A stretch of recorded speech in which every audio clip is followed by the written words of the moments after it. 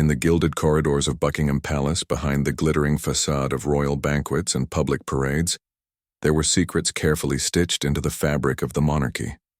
Queen Victoria, remembered as the grieving widow in black, who reigned over the world's largest empire, also bore sons whose private lives were anything but saintly. Whispers of forbidden romances, clandestine affairs, and scandals that could have shattered the monarchy, if they ever fully reached the public eye, swirled in the shadows. These were not the polished princes history books celebrate, but men of flesh and desire, whose secret affairs tested the limits of loyalty, duty, and morality. And tonight, those buried stories of passion, betrayal, and power will finally be unearthed. Beneath the towering shadow of Windsor Castle, the Victorian age gleamed with discipline and propriety, or at least that was the mask the monarchy wore.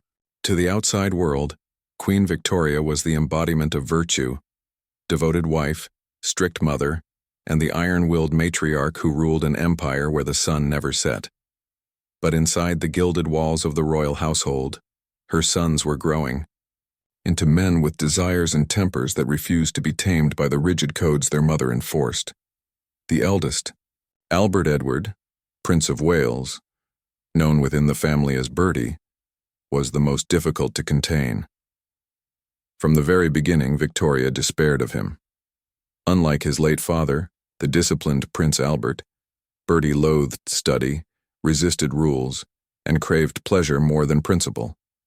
He was young, restless, and handsome, and while his mother prayed for him to embody duty, Bertie was already becoming the subject of whispers in European courts.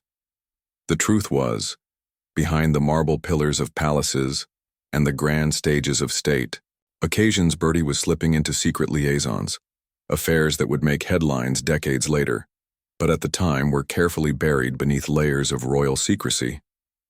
One of his earliest and most notorious affairs involved the actress Nellie Clifton. She was young, beautiful, and bold, the very opposite of the carefully groomed aristocratic brides his mother envisioned for him. The encounter with Nellie was more than just a fleeting romance. It was a scandal in the making. When Queen Victoria discovered what had transpired, her fury was volcanic. She blamed Bertie's supposed moral weakness for the premature death of his father, claiming that Prince Albert had worried himself into the grave over his son's recklessness.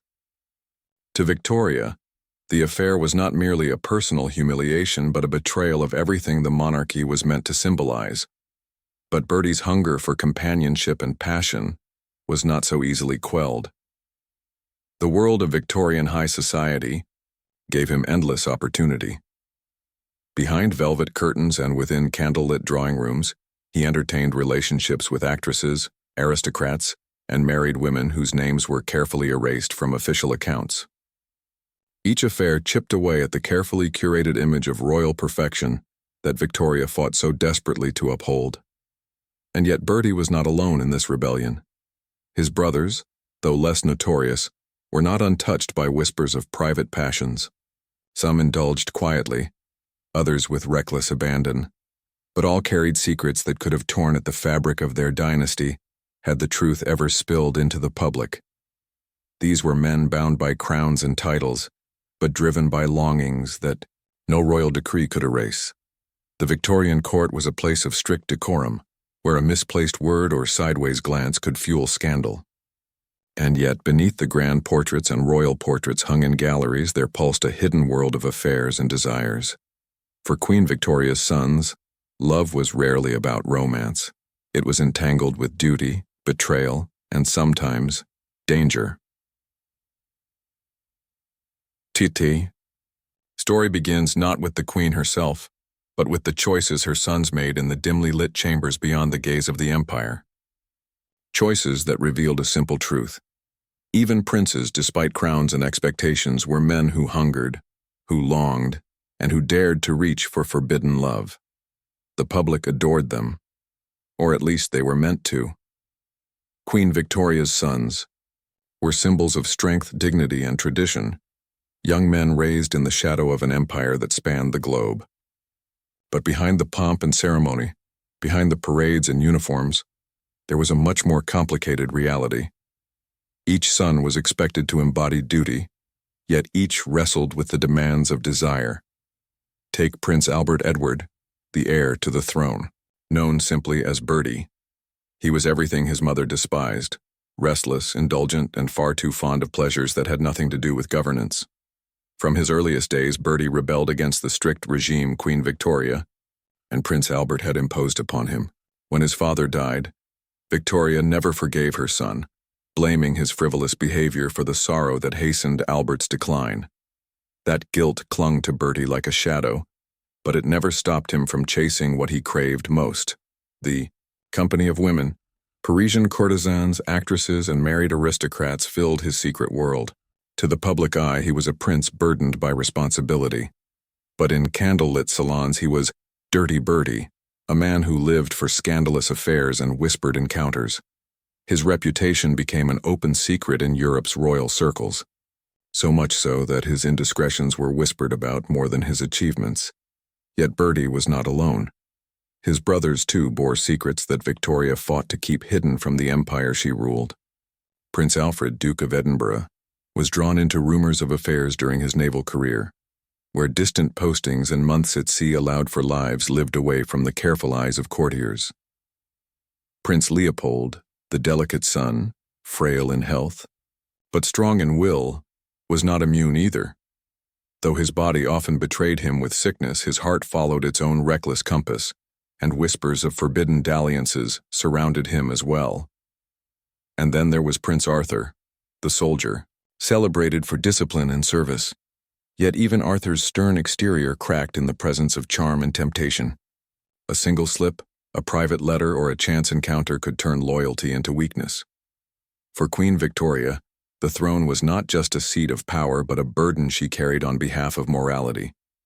She wanted her sons to be paragons of virtue, to uphold the sanctity of the monarchy. But every love affair, every scandalous night threatened the careful image she had spent decades crafting.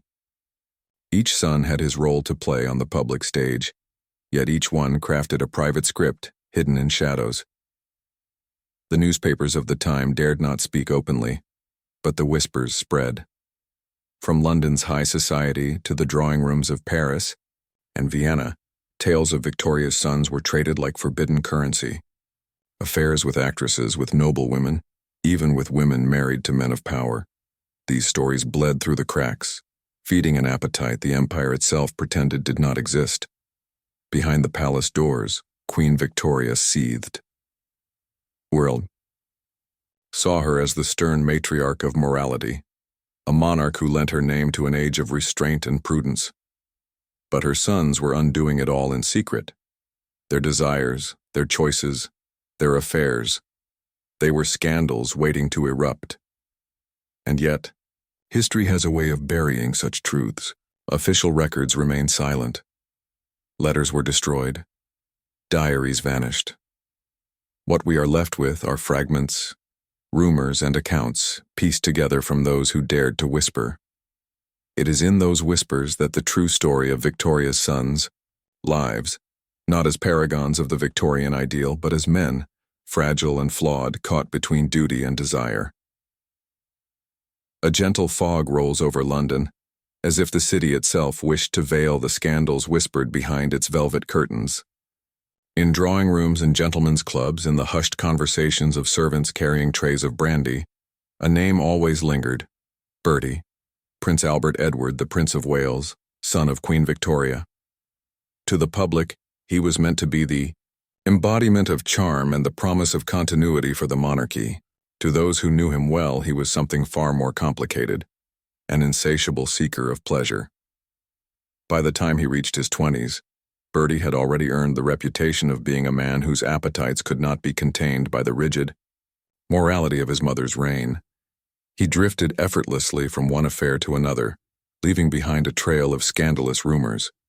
Aristocratic women, actresses, courtesans, all found themselves pulled into his orbit, seduced by the allure of his title and the thrill of his company. Yet with every tryst came whispers, and with every whisper came a tightening grip of concern, from Queen Victoria, who feared her son's behavior would one day stain the throne itself. But Bertie was not the only one carrying such secrets. His younger brothers, Alfred, the Duke of Edinburgh, and Leopold, the delicate Duke of Albany, each harbored stories of their own. Alfred, though often overshadowed by Bertie's flamboyance, found himself entangled in discreet relationships. During his naval career, dalliances that crossed continents and cultures. His was a life of hushed encounters, carefully hidden from the scandal-hungry press. Leopold, frail and bound by hemophilia, lived a shorter life but was no stranger to whispers. Even his vulnerability did not shield him from rumor, for the monarchy's sons were always under the gaze of both admiration and suspicion. What made their stories more tantalizing was not simply the affairs themselves, but the way these affairs stood in sharp contrast to the image Queen Victoria projected to the empire. She was the grieving widow, the paragon of moral discipline, ruling with an iron sense of duty. Her sons, however, embodied a different spirit, a yearning for escape from suffocating protocol, for indulgence in pleasures forbidden by the crown. The palace may have tried to bury their indiscretions beneath tapestries of dignity, but the truth had a way of seeping through cracks, whispered in parlors, and printed between the lines of scandal sheets. As the 19th century edged closer to its final decades, Bertie's reputation became inseparable from the very idea of decadence. His secret liaisons with high society women threatened not only his marriage but also the monarchy's image. He was, to some, a liability. Yet to others, he was dangerously human, a royal who reflected the desires of the men who adored him and the fantasies of the women who dreamed of him. Alfred's adventures, though less notorious, painted him as a man torn between his naval duty and private indulgences, and Leopold, forever the fragile son, left behind a mystery. How much of his own life was shaped not by his illness, but by the hidden affairs he too was rumored to keep. The royal family's survival depended on secrets staying locked behind palace doors. But in the candlelit shadows of Victorian England, those secrets never truly disappeared. They simmered, waiting for the world to catch the faintest glimpse of what even queens could not control: the hearts, desires, and flaws of their sons. Late in the night, when the gas lamps of London glowed through the fog, whispers curled through the drawing rooms of aristocrats and parliamentarians alike. Everyone knew that Queen Victoria ruled with an iron will, but fewer dared to speak of the passions and scandals that coursed through the veins of her sons. Her throne was built upon duty, but her children, those princes who bore the burden of her name, were caught between the gilded cage of monarchy and the temptations of a rapidly changing world. They were meant to embody virtue, yet their lives revealed desires that no crown could silence. Edward, the eldest, carried the weight of being heir to the most powerful empire in the world. Outwardly, he played the role of prince with charm, wit, and an easy smile. But behind the velvet curtains of ballrooms and private clubs, he indulged in affairs so frequent and so reckless that his reputation became both legendary and dangerous. Aristocratic women, actresses, and even married countesses found themselves drawn into his orbit. His mother, Victoria, knew of his indiscretions and despised them, calling him weak, frivolous, and unworthy. Yet Edward seemed almost to thrive on the tension between expectation and rebellion. His younger brothers watched, and though none matched Edward's sheer appetite for scandal, their own stories fed the murmur of rumor that drifted through court corridors. Prince Alfred, the dutiful naval officer, was more reserved. Yet even he could not resist the allure of companionship outside the rigid boundaries of royal protocol. Letters survive, delicate, half-burned, and hidden in archives, that suggest Alfred's heart wandered far from the narrow, arranged alliances expected of him. Historians often soften these stories, speaking of close friendships or intimate companionships. But beneath the careful wording lies the truth of a young man bound to a crown, but yearning for freedom. Perhaps most tragic was Prince Leopold, frail and often ill, who longed for love but lived under the shadow of his hemophilia. His weakness made him both pitied and controlled, and Victoria guarded him with almost suffocating intensity. Yet Leopold, too, reached beyond her grasp. He exchanged letters with women who spoke not of duty or empire, but of tenderness and human warmth. His health limited him, but it did not extinguish the spark of desire. The greatest scandal, however, clung to Edward. He became a figure of fascination not just for his lovers but for the press, which was rapidly gaining the power to wound reputations. In Paris, he was spotted in the company of courtesans. In London, whispers tied his name to a notorious divorce trial. Each time, the Queen seethed with rage. She blamed him for disgracing the family, for weakening the crown at a moment when public morality was shifting. But perhaps what angered her most was the way her sons, Edward above all, exposed the chasm between her public image and private reality. Victoria, the widow dressed in eternal black, projected an aura of stern morality, of chastity and restraint. Yet her household was filled with stories of clandestine affairs, secret letters, and broken vows. Her empire stretched across the world, commanding respect and fear. But within the walls of her own palaces, her sons proved that power could not discipline passion. The court became a battlefield, not of armies, but of secrets. Each affair threatened exposure. Each whisper carried the potential to undo years of carefully constructed royal image. And as Edward edged ever closer to the throne, his affairs became less the indulgences of a wayward prince and more the looming shadow of a scandal that could rock an empire. The whispers of scandal seemed to grow louder as time passed, creeping beyond the palace walls and into the salons, gentlemen's clubs, and drawing rooms of London. What had once been contained to private corridors now bled into the gossip columns of the press. The British monarchy had always walked a delicate line, balancing grandeur with morality, authority with restraint. But now, Queen Victoria's sons were being portrayed as men too entangled with their own appetites to notice the shadow they were casting on the crown. Edward, the heir, had always been the prime target. He carried a certain magnetism that drew people in, but that same charm was also his undoing. The newspapers could not resist publishing veiled allusions to his late-night visits, his friendships with women of questionable repute, and his ties to gambling tables hidden behind velvet curtains. For the monarchy, image was everything, and Edward was tearing it down with every whispered encounter.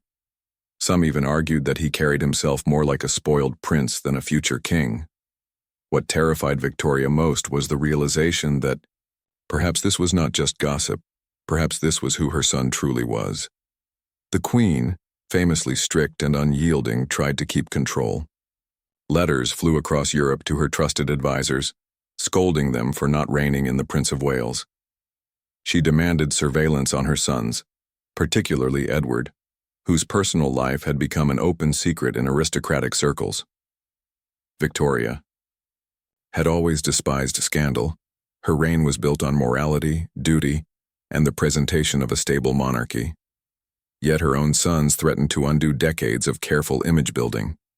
But Edward was not the only one. Prince Leopold, delicate and intellectual, seemed to seek companionship in ways that startled his mother. Though plagued by poor health, he pursued friendships and attachments that Victoria viewed as improper, fearing that his associations would cause yet another wave of whispers. Then there was Alfred, Duke of Edinburgh, whose naval career kept him traveling the seas, far from his mother's gaze. Rumors followed him too. Foreign encounters, questionable alliances, and behaviors that, if revealed, could cause diplomatic embarrassment. And yet, for all her fury, Victoria could not bring herself to fully disown them. They were her blood, her legacy. Still, she raged in private, her letters filled with exclamation marks, her words seething with frustration. She demanded obedience, decorum, silence, but she received none. The more she tried to control her sons, the further they slipped into the shadows of indulgence. The aristocracy, for its part, thrived on the secrets. Dinner parties buzzed with speculation. Which courtesan had caught Edward's eye that week? What debts were quietly being covered by discreet bankers? And which family feared disgrace should their daughter's name be linked to a royal?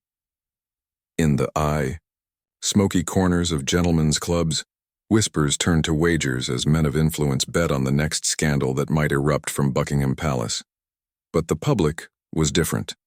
For ordinary people, these tales of excess and hidden affairs were both enthralling and infuriating. The monarchy was supposed to be a moral compass, a shining example above the chaos of daily life. To discover that the princes lived lives of reckless abandon felt like betrayal. Satirical cartoons began to appear, depicting the royal sons as gluttons, womanizers, and spoiled children playing with the wealth of the empire. Victoria knew the damage was mounting. Her iron grip on the monarchy had always depended on discipline, propriety, and a carefully crafted image of divine responsibility. But with each passing year, her sons threatened to unravel it all. She could control ministers, she could influence governments, but she could not govern the desires of her own children. And that truth haunted her. The monarchy, after all, is not destroyed by revolutions alone. Sometimes it unravels from within, thread by thread, secret by secret, affair by affair. And in those years, the shadows around Queen Victoria's sons grew darker, stretching beyond private indulgences into something far more dangerous, a threat to the crown itself. London in the twilight of the 19th century pulsed with a paradox. On the one hand, it was the greatest city on earth, its empire stretching across continents, its wealth flooding into ports, its aristocrats living lives of privilege gilded in ceremony. But beneath that veneer, a murmur of scandal ran through the drawing rooms and back alleys alike. At the center of those whispers were not strangers or distant aristocrats, but the sons of the most powerful woman in the world, Queen Victoria herself. Their lives, so tightly bound by duty in the public eye, unfolded in private with an entirely different rhythm, one driven by passion, secrecy, and desire.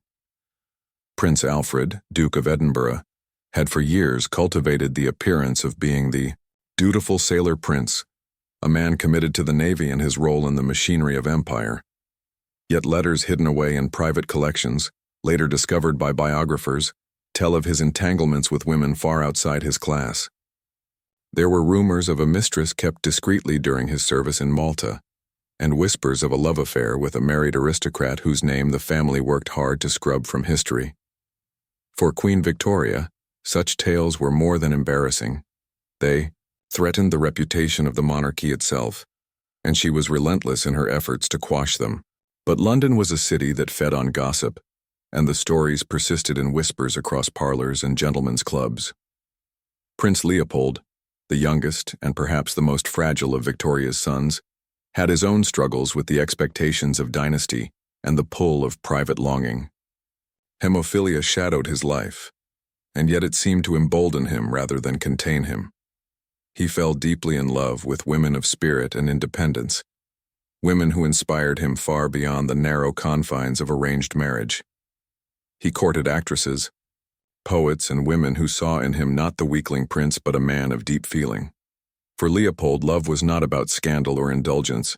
It was about escaping the suffocating weight of his royal destiny. His affairs, quiet and tender, never commanded the salacious fascination of his brothers, but they revealed a man whose heart refused to bend entirely to the cold practicality of monarchy. The most dangerous, however, was Bertie, the future king, Edward VII. By the 1870s and 1880s, his appetite for women was no longer a rumor whispered but a truth that could not be hidden. From Parisian courtesans to English countesses, his name was linked with a growing list of affairs. Married to Alexandra of Denmark, whose beauty and grace captivated the public, Bertie nevertheless sought distraction in the company of others.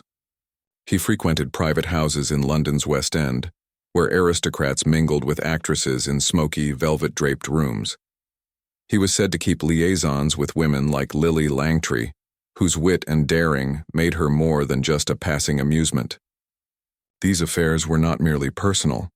They became a spectacle that tested the tolerance of the British people, who adored scandal almost as much as they revered the monarchy.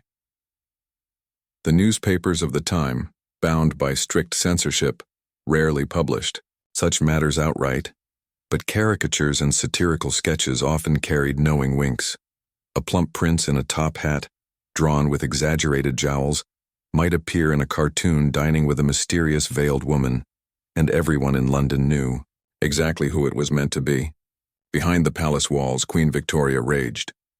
Her letters reveal her despair at Bertie's behavior, her constant admonitions, her fear that his moral weakness would one day imperil the throne. She could not silence the gossip, but she worked tirelessly to maintain the illusion of respectability. Meanwhile, those who orbited the royal family saw opportunity.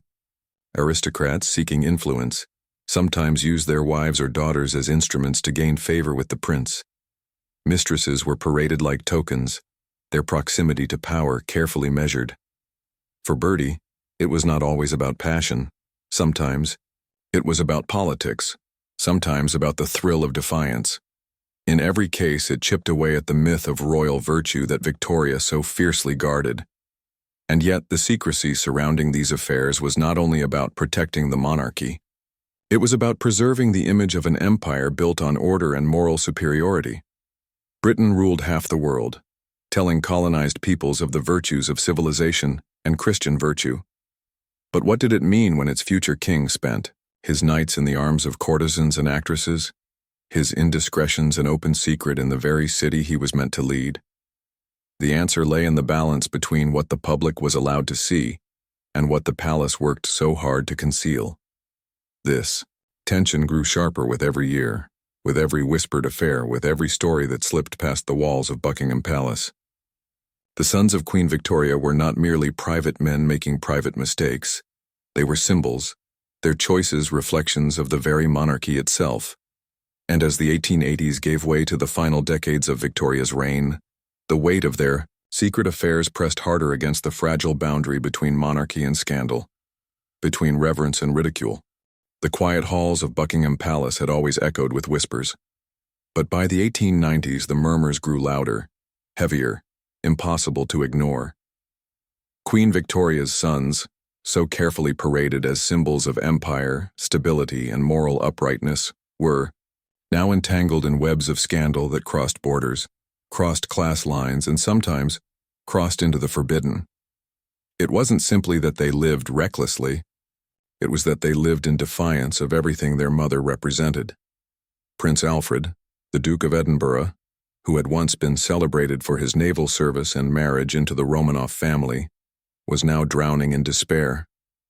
His marriage to Grand Duchess Maria Alexandrovna had soured long ago. The Russian princess, proud and unbending, despised the English court and made little attempt to hide her disdain. Their home was not one of warmth, but of frost, each day colder than the last. Alfred, caught between a mother who demanded duty and a wife who demanded freedom, turned inward, sinking into alcohol. The Duke's health declined rapidly, and though whispers spoke of suicide attempts, the truth was buried under courtly silence. To the outside world, he was simply another royal fulfilling his duty. Behind palace doors, he was a man crushed by 2 crowns and a loveless marriage. Meanwhile, Prince Leopold, Victoria's delicate and intellectual son, had long fascinated the public. Afflicted with hemophilia, he lived his life under the constant shadow of death. Yet even his fragile health did not keep him from temptation. Leopold had affairs with actresses and women far outside his mother's approval, and his determination to carve out a private life often put him at odds with Victoria. When he married Princess Helena of Waldeck and Pyrmont, the Queen hoped his scandals would quiet. Instead, the marriage, though tender in moments, did little to tame his restless spirit. In the gambling halls and private salons of London, Leopold's name was whispered alongside debts and indiscretions. His illness made him a tragic figure, but his choices made him a dangerous one, at least for the family's reputation. But perhaps the most infamous of all was Bertie, the Prince of Wales, Victoria's heir. By the time the 1890s arrived, his affairs were no longer rumors, they were practically public knowledge. He had taken lovers among actresses, aristocratic women, even the wives of his friends. His entanglement with Alice Keppel would eventually become a fixture of royal gossip. But before her, there had been many others. Bertie's charm made him untouchable to many, but his carelessness left trails of letters, witnesses, and scandals, too big to fully cover up. When the Tranbycroft Baccarat scandal erupted, dragging Bertie into court as a witness in a gambling dispute, it wasn't simply a personal embarrassment, it was a national spectacle. The heir to the throne, testifying about illegal gambling while sitting in the same courtroom as society figures accused of cheating. For Queen Victoria, each revelation cut deeper. She had lived her life presenting the monarchy as a moral beacon, the family of families, the model of virtue for an empire spanning the globe. Yet her own family, her own sons, were tearing down that image piece by piece. What made it worse was the timing. The British Empire was at its height, but cracks were beginning to show.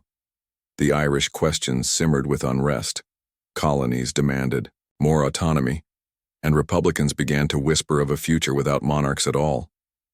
Every scandal, every mistress, every gambling debt, every tragic decline was not just a personal humiliation, but a weapon in the hands of those who wanted to see the monarchy weakened. And yet the palace carried on with its pageantry, hoping spectacle could bury scandal. Balls were hosted, parades were staged, and portraits were painted. Each stroke of the brush meant to convince the world that the royal family was untouchable. But behind the curtains, behind the closed doors of Windsor and Buckingham, Queen Victoria knew the truth. Her sons were not just heirs of her crown, but heirs of her family's ruin. In the final years of Queen Victoria's reign, the shadows of her sons' secret lives grew longer, refusing to be contained by the weight of royal silence. The empire she had built stood unshakable, yet behind the polished speeches and glittering parade scandal clung to her dynasty like a second skin. The whispers of Edward's countless affairs, Alfred's violent outbursts, Leopold's fragile health, and Arthur's hushed indiscretions painted a portrait of heirs less like paragons of duty and more like men desperate to escape the suffocating grip of their mother's expectations.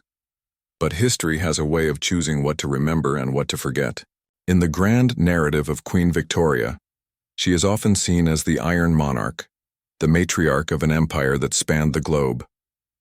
What is rarely spoken of is the cost that came with that image, the sacrifices, the deceptions, and the relentless attempts to preserve the illusion of control. Her sons were not simply princes groomed for duty. They were men navigating desire, rebellion, and weakness under the sharp eye of a queen who demanded perfection yet could never truly silence them. The palace walls became both prison and sanctuary, keeping the outside world at bay while magnifying every secret within. And those secrets, once confined to diaries, whispers, and coded letters, have bled into history like ink on fragile parchment. Today, we read them not with the scorn of moral judgment, but with the curiosity of those who seek to understand the paradox of power, how men who held titles, armies, and wealth could still be undone by the pull of passion and the inevitability of human frailty. As Queen Victoria's reign drew to a close in 1901, the world mourned the end of an era. Yet, behind the veils of grief, her sons carried forward the burdens of their hidden lives.